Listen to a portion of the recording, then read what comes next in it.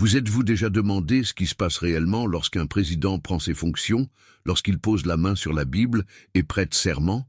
Mais, et si je vous disais qu'à l'investiture de Donald Trump, quelque chose d'incroyable s'est passé? Il n'a pas utilisé la Bible, c'est vrai. Un geste simple, mais avec une signification si puissante qu'il a laissé des millions de personnes perplexes.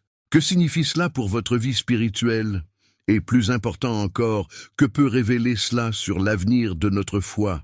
Ce n'est pas une vidéo ordinaire. Ce que nous allons révéler ici pourrait changer la façon dont vous voyez la politique, la religion et peut-être même votre propre vie spirituelle.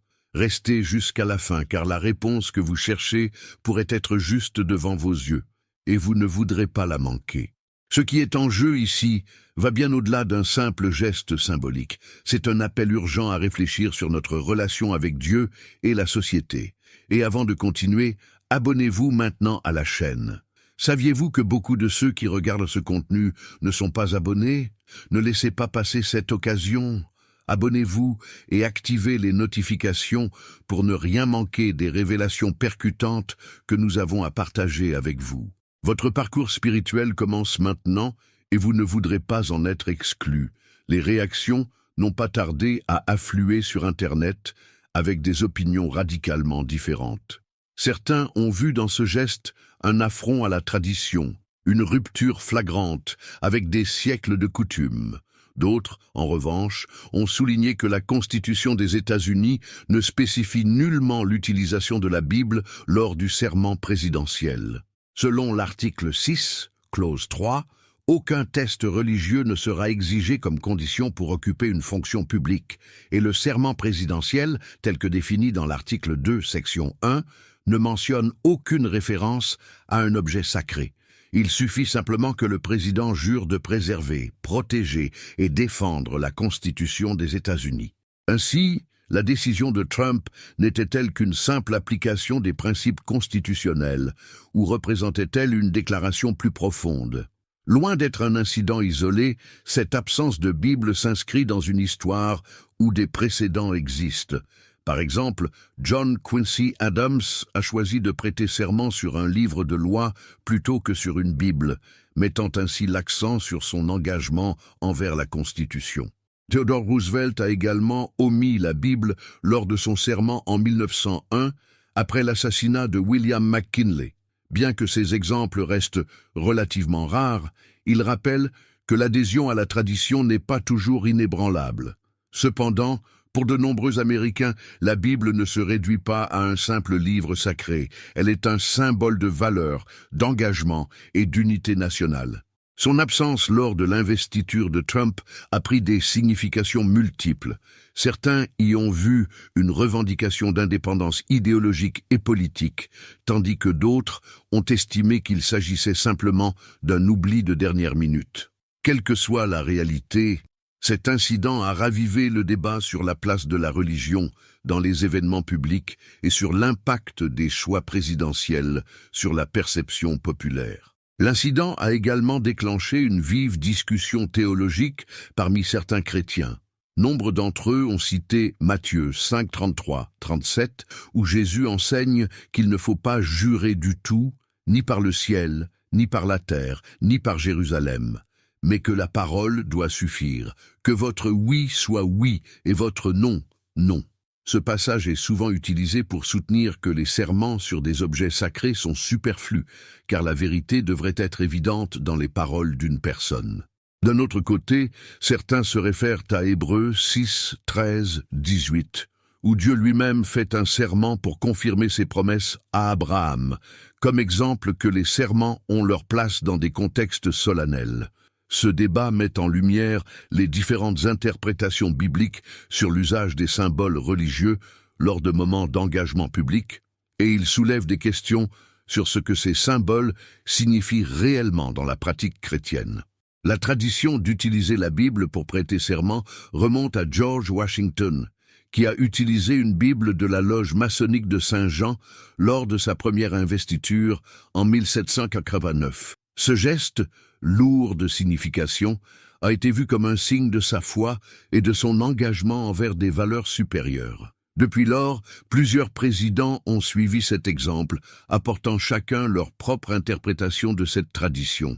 Cependant, certains, comme Franklin Pierce en 1853, ont rompu cette coutume en ne posant pas la main sur la Bible après leur serment. Lyndon B. Johnson, après l'assassinat de John F. Kennedy, a utilisé un livre de prière catholique trouvé dans l'Air Force One. Ces exemples montrent que, bien que l'usage de la Bible soit souvent privilégié, son absence n'est pas sans précédent. La décision de Trump en 2025, qu'elle ait été planifiée ou non, fait désormais partie de cette longue et complexe histoire. Elle nous invite à réfléchir sur l'évolution des traditions présidentielles et le rôle des symboles religieux dans un pays qui valorise à la fois la liberté religieuse et la séparation de l'Église et de l'État. Alors, à quel point ces gestes symboliques influencent-ils la perception publique de la légitimité d'un leader? Est-ce que l'usage de la Bible renforce l'intégrité morale ou peut-il être perçu comme une manipulation politique? C'est ici que réside l'essence de la controverse, la question de l'authenticité. Un leader qui pose sa main sur la Bible est-il réellement engagé envers les valeurs qu'elle représente ou est-ce simplement une formalité? Dans ce contexte, l'événement de 2025 soulève également une question plus large. Quelle est la véritable signification de prêter serment sur un objet sacré? Dans la tradition chrétienne, les serments sur la Bible sont conçus pour renforcer la gravité et la véracité des paroles de celui qui jure. Cependant, comme Jésus l'enseigne dans Matthieu 5, l'intégrité d'une personne ne devrait pas dépendre de serments ou de symboles externes. La parole d'un individu devrait suffire à garantir la véracité de son engagement. À l'opposé, il existe des passages bibliques, comme dans Hébreux 6, 13, 18, où Dieu lui-même fait un serment pour affirmer ses promesses, montrant ainsi que les serments peuvent être acceptables dans des contextes spécifiques. Ce débat met en lumière l'ambiguïté de l'utilisation des symboles religieux dans des engagements publics. L'histoire des serments présidentiels aux États-Unis démontre comment les présidents ont interprété cette tradition à travers le prisme de leurs propres croyances et contextes. Par exemple, Herbert Hoover, un Quaker, a opté pour une affirmation plutôt qu'un serment lors de son investiture, une pratique courante parmi les membres de cette dénomination. Plus récemment, Barack Obama a choisi d'utiliser 2 Bibles lors de sa 2e investiture, l'une appartenant à Abraham Lincoln et l'autre à Martin Luther King Jr., afin d'honorer ces figures historiques. Ces exemples montrent que l'intention derrière l'utilisation de la Bible peut varier considérablement, tout comme le contexte dans lequel elle est utilisée. Dans le cas de Trump, les spéculations abondent sur l'absence de la Bible. Était-ce un choix délibéré, un signe de séparation avec les traditions religieuses, ou bien était-ce simplement un oubli logistique dû à des imprévus de dernière minute? Des informations laissent entendre que les Bibles qui devaient être utilisées étaient en possession de Melania Trump, qui aurait rencontré des retards en arrivant au podium. Quelle qu'en soit la raison, cet incident a servi de catalyseur pour des discussions sur la signification et la nécessité de ces gestes symboliques lors des cérémonies présidentielles. L'absence de la Bible lors du serment de Donald Trump en 2025 a non seulement alimenté des débats politiques, mais aussi soulevé des questions théologiques sur la nature des serments et leur pertinence dans le monde moderne. Pour les chrétiens, la Bible est bien plus qu'un simple livre. Elle est la parole de Dieu, un guide sacré pour la vie et la foi. Cependant, les Écritures avertissent également contre l'utilisation imprudente des serments. Dans Matthieu 5, 33-37, Jésus enseigne que les chrétiens ne doivent pas jurer, mais plutôt laisser leur parole suffire. Que votre oui soit oui et votre non, non. Ce passage est souvent interprété comme un appel à l'intégrité et à l'honnêteté, à vivre de manière telle que notre parole soit suffisamment fiable pour ne pas nécessiter de serment. D'un autre côté, il existe des exemples dans la Bible qui montrent l'utilisation des serments dans des contextes appropriés, comme dans Hébreux 6, 13, 18, où Dieu fait un serment pour réaffirmer ses promesses à Abraham. Ces passages sont souvent utilisés pour justifier l'usage des serments dans des situations solennelles. Cependant, ils rappellent aussi que de tels actes doivent être faits avec révérence et respect. La décision de Trump, qu'elle soit délibérée ou non, nous invite à réfléchir sur la signification des rituels et des traditions dans notre société, en particulier dans un monde de plus en plus diversifié et polarisé. Dans ce contexte, la question se pose. Quel est le véritable impact de l'absence de la Bible sur la perception publique de l'engagement du président? Si l'on suit la logique de Matthieu 5, l'intégrité ne réside pas dans les symboles externes, mais dans la cohérence entre nos paroles et nos actions. L'absence de la Bible lors du serment de Trump pourrait ainsi servir de rappel puissant que la foi ne se réduit pas à des gestes symboliques.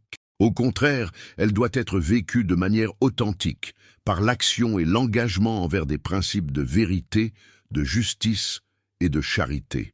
L'épisode de l'absence de la Bible lors du serment de Trump en 2025 est un reflet des tensions sociales et politiques complexes de notre époque. Depuis les débuts de l'histoire américaine, les symboles religieux ont joué un rôle central dans les rituels présidentiels, mais la manière dont ces symboles sont perçus et utilisés a évolué avec le temps. Cet événement est un exemple clair de la collision entre tradition politique et croyances personnelles, générant des débats qui vont bien au-delà de l'incident lui-même. Les réactions sur les réseaux sociaux ont montré à quel point la société est divisée sur la question de la religion dans la politique. Les commentaires allaient de ceux qui considéraient l'absence de la Bible comme une insulte aux traditions américaines, à ceux qui voyaient en cela un signe de respect pour la séparation de l'Église et de l'État. Des affirmations telles que « sans la Bible, il n'est pas un président légitime » ou « c'est une insulte à nos traditions » ont été contrebalancées par d'autres qui soutenaient que Trump montre que la Bible ne doit pas être un outil politique, ou encore un leader qui sépare l'Église et l'État est enfin arrivé. Ces points de vue opposés révèlent la diversité des opinions sur le rôle de la religion dans la politique et les événements publics. Il est important de noter que, malgré l'absence de la Bible, le serment de Trump était parfaitement valide d'un point de vue légal et constitutionnel. La Constitution des États-Unis ne requiert ni l'utilisation d'une Bible, ni d'aucun autre objet religieux lors des serments publics. Ce principe a été établi pour garantir que le gouvernement n'impose aucune croyance religieuse à ses dirigeants, respectant ainsi le principe de séparation entre l'Église et l'État. Cependant, la tradition d'utiliser la Bible persiste en grande partie parce que de nombreux Américains y voient un symbole d'engagement moral et spirituel, qu'ils considèrent comme une partie intégrante de l'identité nationale. L'histoire des serments présidentiels aux États-Unis illustre la manière dont les présidents ont adapté cette tradition à leurs propres croyances et circonstances. Par exemple, Herbert Hoover, membre des Quakers, a choisi d'affirmer plutôt que de jurer lors de son investiture, une pratique courante chez les membres de cette dénomination religieuse. De même, Barack Obama, lors de sa deuxième investiture, a choisi d'utiliser deux Bibles, l'une ayant appartenu à Abraham Lincoln et l'autre à Martin Luther King Jr., pour honorer ces deux figures historiques.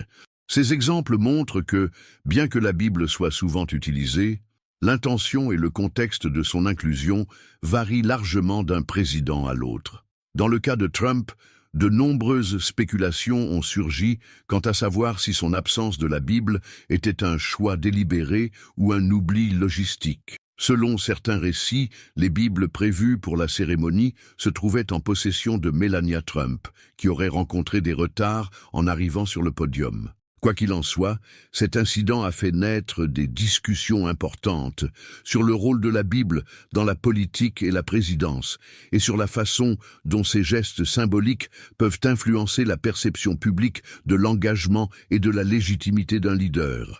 L'événement a aussi servi de point de départ pour une réflexion plus profonde sur l'authenticité et le symbolisme dans les cérémonies présidentielles. Après tout, ces gestes sont-ils vraiment nécessaires pour valider l'engagement public d'un président?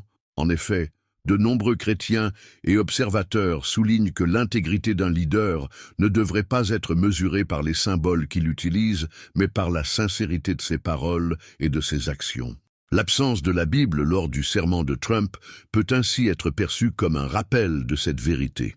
La foi, l'engagement et la moralité doivent être vécus de manière authentique, bien au-delà de tout geste symbolique. La décision de Trump en 2025, qu'elle soit intentionnelle ou accidentelle, incite à une réflexion profonde sur la signification des rituels et des traditions dans notre société moderne. Dans un monde de plus en plus diversifié et polarisé, il devient essentiel de questionner l'impact de ces gestes symboliques sur la perception publique de la légitimité d'un leader. Les symboles, bien qu'importants, ne sont-ils pas parfois utilisés à des fins politiques et peuvent-ils parfois éclipser la véritable substance d'un engagement? Pour certains, l'absence de la Bible est vue comme une rupture avec les traditions américaines, un manque de respect envers les valeurs religieuses qui fondent le pays. Pour d'autres, elle représente une affirmation des principes constitutionnels, notamment la liberté religieuse et la séparation de l'Église et de l'État. L'impact de cet événement dépasse largement le cadre de la cérémonie elle-même. Il soulève des questions fondamentales sur l'authenticité, l'intégrité et l'engagement des dirigeants envers les valeurs qu'ils professent. Après tout, poser la main sur une Bible ou tout autre objet sacré ne garantit pas nécessairement la véracité d'un serment. Ce qui importe véritablement, c'est si le leader tient ses promesses et agit avec honnêteté et responsabilité tout au long de son mandat. Dans le contexte chrétien, ce principe est d'autant plus pertinent, car la foi chrétienne met l'accent sur la cohérence entre les paroles et les actions, sur l'intégrité vécue au quotidien. Finalement, l'absence d'un symbole comme la Bible lors du serment de Trump pourrait bien être un appel à la réflexion sur la manière dont nous abordons la foi et l'engagement dans la vie publique. La foi chrétienne, selon les enseignements de Jésus, ne doit pas se limiter à des gestes extérieurs. Elle doit être vécue de manière authentique, dans la sincérité des actes et des paroles. Cette absence peut être perçue comme un rappel puissant que la véritable foi ne réside pas dans les symboles que nous utilisons, mais dans la manière dont nous vivons et servons les autres, reflétant ainsi l'amour et la grâce de Dieu dans tout ce que nous faisons.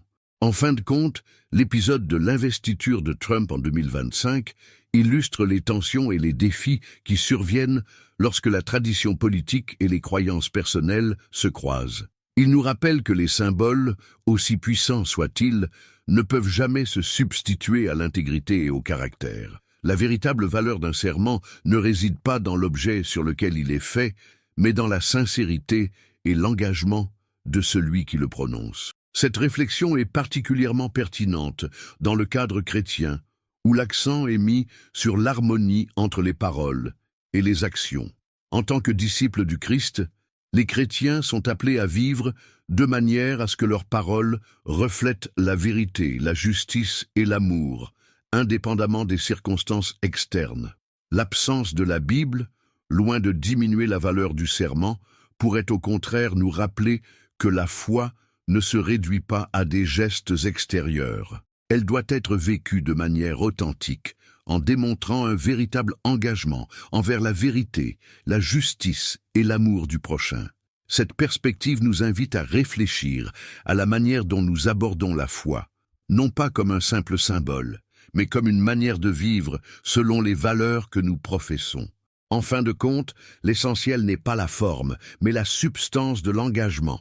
Et ce qui compte véritablement, c'est si nous agissons avec sincérité et intégrité dans nos vies de tous les jours. Alors que des événements comme celui-ci génèrent inévitablement des débats passionnés et des divisions d'opinion, ils représentent également une occasion précieuse de réfléchir aux valeurs qui comptent réellement.